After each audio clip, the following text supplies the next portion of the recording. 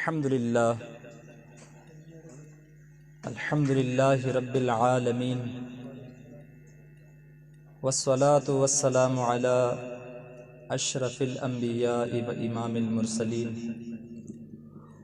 وعلی آلہ و اصحابہ و عترتہ الی یوم القیامت اجمعین.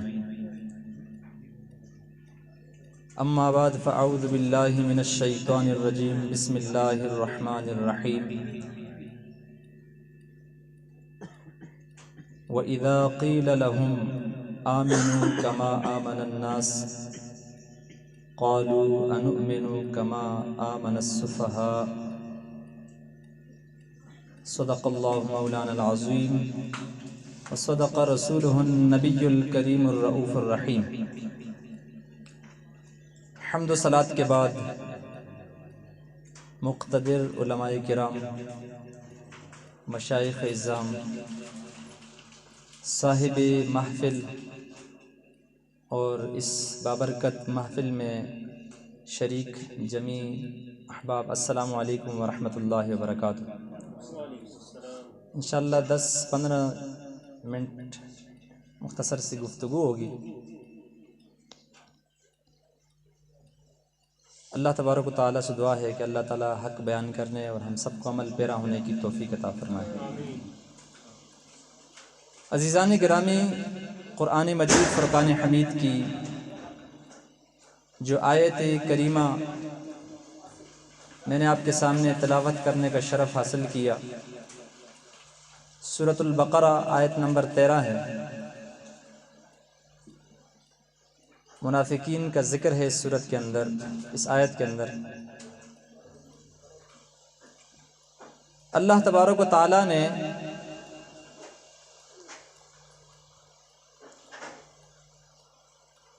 منافقین کو مخاطب کر کے فرمایا آمنو کما آمن الناس، اس طرح ایمان لاؤ جس طرح لوگ ایمان لائے.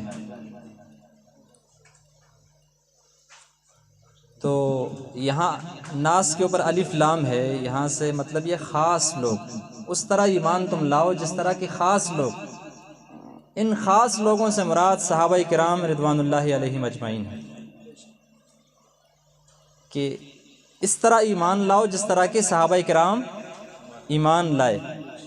تو اس آیت کریمہ سے یہ بات ہمیں پتہ چلی کہ صحابہ کرام کا ایمان، ان کا طریقہ، ان کا طرز عمل، ان کی زندگی گزارنے کا طریقہ ہمارے لیے ایک دینی معیار ہے، دینی. اور پھر اس کی تائید حدیث پاک سے بھی ہوتی ہے، جو مشہور حدیث ہے، آپ اکثر سنتے رہتے ہیں اس کو، اصحابی کالنجوم بأیہم اقتدیتم اہتدیتم. میرے صحابہ ستاروں کی مانند ہیں، ان میں سے کسی ایک کی اقتداء بھی کرو گے تو ہدایت تک پہنچ جاؤ گے. اگر صحابہ کرام میں سے کسی ایک صحابی کے عمل کو آپ نے اپنا لیا تو اس کا مطلب ہے آپ ہدایت تک، اپنی منزل مقصود تک پہنچ گئے. اللہ تبارک و تعالیٰ نے بھی فرمایا کہ اس طرح ایمان لاؤ جس طرح صحابہ کرام لے کے آئے ہیں، یعنی ان کا عمل آپ کے لیے ایک معیار ہے. اور حدیث میں بھی آ گیا. اب صحابہ کرام رضوان اللہ تعالی علیہ اجمعین کے طرز سے کچھ انشاءاللہ مثالیں پیش کر کے پھر آپ سے اجازت چاہوں گا. صحابہ کرام رضوان اللہ علیہم اجمعین کس طرح حضور علیہ الصلوۃ والسلام کی شان بیان کیا کرتے تھے. محفل میلاد کیا ہے؟ آپ صلی اللہ علیہ وسلم کا نظم کے اندر تذکرہ کرنا، اشعار کے اندر جیسے نعت پڑھی جاتی ہے، ایک نظم کے اندر آپ صلی اللہ علیہ وسلم کی شان بیان کی جاتی ہے، اور خطاب میں نثر کی صورت میں آپ صلی اللہ علیہ وسلم کی شان بیان کی جاتی ہے. یہی محفل میلاد ہے. آیت دیکھتے ہیں صحابہ کرام نے حضور علیہ الصلوۃ والسلام کی نظم میں بھی شان بیان فرمائی ہے اور نثر میں بھی شان بیان فرمائی ہے. جامع ترمذی صحاح ستہ کے اندر تیسرے نمبر پر کتاب ہے، بخاری، مسلم اور اس کے بعد جامع ترمذی شریف ہے. اس کے اندر باقاعدہ کتاب الادب عن رسول اللہ صلی اللہ علیہ وسلم، کتاب الادب کے اندر یہ حدیث پاک موجود ہے. باب ما جاء فی انشاد الشعر، یہ باب ہے اشعار پڑھنے کے بارے میں. وہاں پر حدیث پاک موجود ہے، حضرت عائشہ صدیقہ رضی اللہ تعالیٰ عنہ اس حدیث پاک کو روایت کرتی ہیں، یعنی حضرت عائشہ صدیقہ رضی اللہ تعالیٰ نے یہ بات سنی اور ان کے واسطے سے آج ہم تک یہ پہنچی ہے، یہ روایت ہے۔ فرماتی ہیں قالت کان رسول اللہ صلی اللہ علیہ وسلم یضع لحسان ممبرا فی المسجد۔ یہاں علماء کرام موجود ہیں۔ یضع فعل مضارع ہے اور اس کے شروع میں کانا لگا ہوا ہے۔ فعل مضارع پر جب کانا آتا ہے تو اس سے مراد ماضی استمراری ہوتا ہے۔ ماضی استمراری کا مطلب ہے گزشتہ زمانے کے اندر کوئی کام تسلسل کے ساتھ ہوتا ہو، ایک دفعہ نہ، مسلسل جاری۔ تو کانا یضع، رسول اللہ صلی اللہ علیہ وسلم رکھا کرتے تھے، ممبرن، ممبر، لحسان، حضرت حسان کے لیے، فی المسجد، مسجد میں، المسجد، خاص مسجد کون سی؟ مسجد نبوی شریف۔ الف لام لگا ہوا ہے، اس کا مطلب ہے المسجد، مسجد نبوی شریف۔ یعنی حضور علیہ الصلوۃ والسلام کا معمول تھا کہ آپ علیہ الصلوۃ والسلام حضرت حسان بن ثابت کے لیے، جو شاعر دربار رسالت ہے، شاعر دربار رسالت، ان کے لیے آپ صلی اللہ علیہ وسلم اپنی مسجد، مسجد نبوی شریف کے اندر ایک ممبر رکھوایا کرتے تھے۔ کس لیے؟ یقوم علیہ قائما، حضرت حسان بن ثابت رضی اللہ تعالیٰ عنہ اسی ممبر پر کھڑے ہو کر یفاخر عن رسول اللہ صلی اللہ علیہ وسلم، حضور علیہ الصلوۃ والسلام کے بارے میں فخریہ اشعار پڑھا کرتے تھے، آپ کی شان بیان کیا کرتے تھے اشعار کی صورت میں۔ اور شک کے راوی ہے، فرماتے ہیں او قال ینافح عن رسول اللہ صلی اللہ علیہ وسلم، یا دوسرا راوی کو شک ہے کہ یا یفاخر ہوتا یا ینافح ہوتا۔ ینافح کا مطلب دفاع کرنا، کوئی اگر حضور کی شان میں گستاخی کرتا تھا، اکثر شعراء جو تھے، ابن خطل اور کعب بن زہیر جو بعد میں مسلمان ہوئے، وہ حضور علیہ السلام کی شان میں اشعار کی صورت میں گستاخی کرتے تھے، تو حضرت حسان اشعار ہی کی صورت میں ان کا دفاع کرتے تھے، جواب دیا کرتے تھے۔ ینافح عن رسول اللہ صلی اللہ علیہ وسلم، تو جب حضور کی شان بیان کرتے تھے آپ کی موجودگی میں، حضرت حسان بن ثابت، حضرت عائشہ فرماتی ہیں وَيَقُولُ رسول اللہ صلی اللہ علیہ وسلم، حضور علیہ السلام فرمایا کرتے تھے کہ ان اللہ یؤید حسان بروح القدس ما ینافح او یفاخر عن رسول اللہ، جب تک حسان حضور علیہ الصلوۃ والسلام کی شان میں فخریہ اشعار پڑھتے رہیں گے یا آپ کا دفاع کرتے رہیں گے، روح القدس یعنی جبرائیل علیہ الصلوۃ والسلام حضرت حسان کی مدد کرتے رہیں گے۔ تو دیکھیں حضرت حسان حضور کی موجودگی میں آپ کی شان بیان کیا کرتے تھے، آپ کی شان بیان کیا کرتے تھے۔ اس کا مطلب ہے کہ ایک صحابی کی بھی عمل کو آپ نے پکڑ لیا تو ہدایت تک۔ تو حضرت حسان کی سنت ہے حضور کی نعت پیش کرنا، اور حضور کی سنت ہے نعت کو سماعت فرمانا۔ تو محفل میلاد میں ہم نعت سنتے بھی ہیں اور سناتے ہیں۔ دوسری حدیث پاک جو مسلم شریف کے اندر کتاب فضائل الصحابہ کے اندر موجود ہے، باب اس کا ہے فضائل حسان بن ثابت، حضرت حسان بن ثابت کے فضائل، اور یہی حدیث بخاری شریف کتاب الادب کے اندر موجود ہے۔ حضور علیہ الصلوۃ والسلام کا ارشاد ہے، حضرت عائشہ صدیقہ رضی اللہ تعالی عنہا اس حدیث پاک کو روایت فرماتی ہیں، قالت فسمعت رسول اللہ صلی اللہ علیہ وسلم یقول، حضرت عائشہ فرماتی ہیں میں نے حضور علیہ الصلوۃ والسلام کو یہ بات فرماتے ہوئے سنا ہے، کیا بات؟ ان روح القدس لا یزال یؤید حسان ما ینافع عن اللہ ورسولہ، کہ جب تک حضرت حسان بن ثابت اللہ اور اس کے رسول کا دفاع کرتے رہیں گے، روح القدس یعنی جبرائیل علیہ السلام ان کی مدد کرتے رہیں گے۔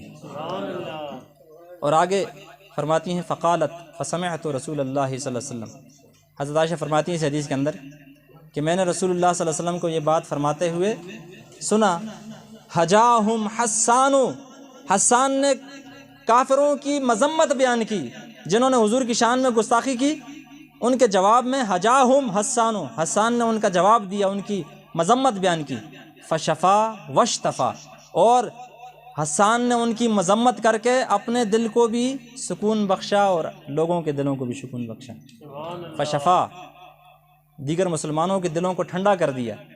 جب کافروں نے حضور کی شان میں گستاخی کی تو مسلمان کا دل دکھتا ہے. اس کے جواب میں حضرت حسان نے حضور کی شان بیان کی تو اور مسلمانوں کا دل بھی ٹھنڈا ہو گیا صحابہ کرام کا، اور انہوں نے اپنے وشتفا اپنے دل کو بھی ٹھنڈک بخشی. حضرت حسان نے کیا؟ قال حسان حجوت محمدن فعجبت عنہ. نعرہ تکبیر، نعرہ رسالت، علماء اہل سنت.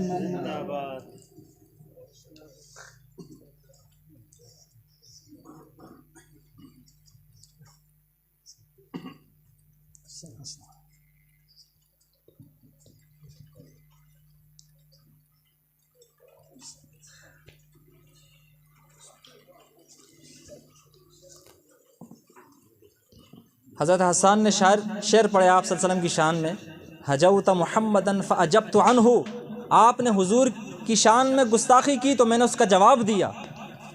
وعند اللہ فی ذلک الجزاء، اور ایسا کرنے میں اللہ کے ہاں جزا اور بدلہ ہے.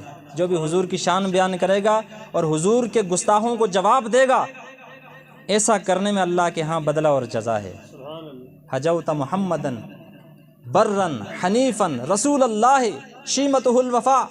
آپ نے اس محمد صلی اللہ علیہ وسلم کی شان میں گستاخی کی، برن جو نیک ہیں، حنیفن تمام ادیان باطلہ سے اعراض کرنے والے ہیں، رسول اللہ اللہ کے رسول ہیں، شیمتہ الوفا ان کی شان اور ان کی خوبی یہ ہے کہ وہ وفا کرنے والے ہیں. تو سن لو، فَإِنَّ أَبِي وَوَالِدَهُ وَعِرْضِي لِعِرْضِ مُحَمَّدٍ مِّنْكُمْ وَقَعُ. بے شک میرا باپ اور میرے اجداد اور میری عزت و ناموس حضور کی عزت و ناموس کی حفاظت کے لیے تمہارے سامنے ڈھال ہوگی. جب بھی تم حضور کی شان میں گستاخی کرو گے تو سب سے پہلے ڈھال کے طور پر ہم موجود ہوں گے، آپ کو جواب دیں گے. حضور علیہ الصلوۃ والسلام کی شان بیان کرنا صحابہ کرام کی سنت ہے. پھر اس کے بعد دوسری حدیث پاک المعجم الاوسط کے اندر امام طبرانی نے اس کو نقل کیا ہے. اس کے روایت کرنے والے ہیں حضرت خریم بن اوس بن حارثہ بن لام رضی اللہ تعالی عنہ. فرماتے ہیں کنا عند النبی صلی اللہ علیہ وسلم، ہم حضور علیہ الصلوۃ والسلام کے پاس بیٹھے ہوئے تھے. فقال له العباس بن عبد المطلب، آپ صلی اللہ علیہ وسلم کے چچا حضرت عباس بن عبد المطلب بھی وہیں موجود تھے، آپ صلی اللہ علیہ وسلم کے چچا. فقال له العباس بن عبد المطلب، اسی محفل کے اندر آپ صلی اللہ علیہ وسلم کے چچا حضرت عباس بن عبد المطلب نے عرض کی، یا رسول اللہ صلی اللہ علیہ وسلم، اے اللہ کے رسول، انی ارید ان امدحک، میں آپ کی مدحت سرائی کرنا چاہتا ہوں، میں آپ کی نعت بیان کرنا چاہتا ہوں. قال، حضور نے فرمایا، ہاتی لائیے پیش کیجئے، لا یفضد اللہ فاک، اللہ تعالیٰ آپ کے دانتوں کو ہمیشہ سلامت رکھے. تو پھر اس کے حضرت عباس نے نعت شروع کی، کیا فرمایا؟ وَأَنْتَ لَمَّا وُلِدْتَ. یہ حضور کی شان بیان کریں نعت کی صورت میں. حضرت عباس بن عبد المطلب فرمایا وَأَنْتَ لَمَّا وُلِدْتَ، یا رسول اللہ جب آپ کی ولادت ہوئی، جب آپ کی ولادت ہوئی، اشرقت الارض، یہ پوری زمین روشن ہو گئی. جب آپ کی ولادت ہوئی یہ پوری زمین روشن ہو گئی. وَضَاءَتْ بِنُورِكَ الْأُفُقُ، اور آسمان و زمین کے سارے کنارے یعنی پوری دنیا آپ کے نور سے روشن ہو گئی، چمک اٹھی. فَنَحْنُ فِي الضِّيَاءِ وَفِي النُّورِ وَسُبُلُ الرَّشَادِ نَحْتَرِقُ، اب ہم ہیں اور ہدایت کے راستے ہیں، اور آپ کے نور کی روشنی میں ان ہدایت کے راستوں پر ہم چل رہے ہیں. یہ حضرت عباس رضی اللہ تعالیٰ عنہ نے آپ صلی اللہ علیہ وسلم کی موجودگی میں آپ کی شان کو بیان فرمایا. صحابہ کرام رضوان اللہ تعالیٰ علیہم اجمعین حضور علیہ الصلوۃ والسلام کے ساتھ والہانہ عشق و محبت رکھتے تھے. آخری حدیث پاک بیان کر کے میں اجازت چاہوں گا. یہ بخاری شریف کے اندر کتاب الشروط کے اندر یہ حدیث پاک موجود ہے صلح حدیبیہ کے حوالے سے.